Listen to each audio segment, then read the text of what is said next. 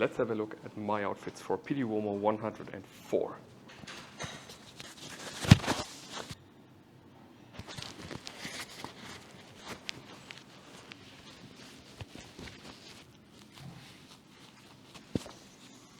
Yeah, welcome to my Pitti Uomo 104 outfit video.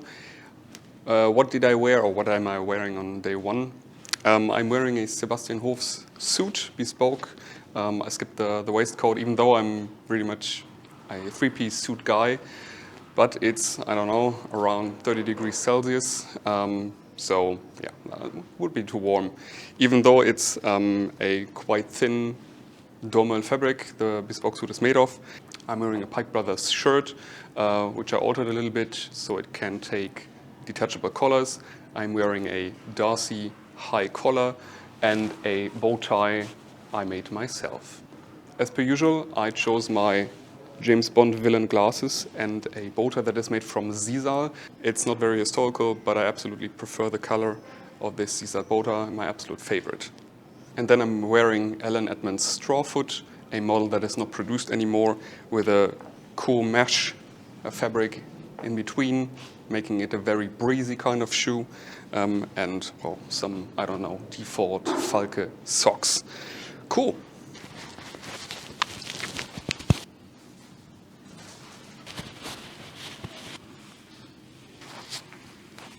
Pitti Uomo 104 day 2. Yeah, I chose the German villain glasses again. This is a white linen baker boy cap I made myself. It's a Cathcart jacket I altered. There is a YouTube video on how to alter heavily padded shoulders, making the armholes, the arm size smaller. Labor Union Henley shirt. I've owned this for quite a while.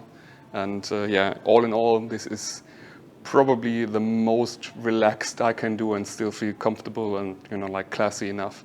The trousers also linen, made by myself according to a pattern from a sewing book, and some espadrilles on the feet because it's quite warm.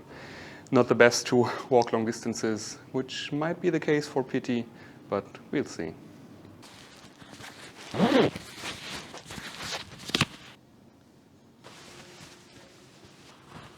Day 3, what am I wearing? The Alan Edmonds Strawfoot again, Falke socks, a full bespoke suit by Edwin Sparhitch. The cut is from the 1910s. A simple white shirt, no tie today because it's going to be very hot, and a brown moleskin baker boy cap. Again, my German villain sunglasses.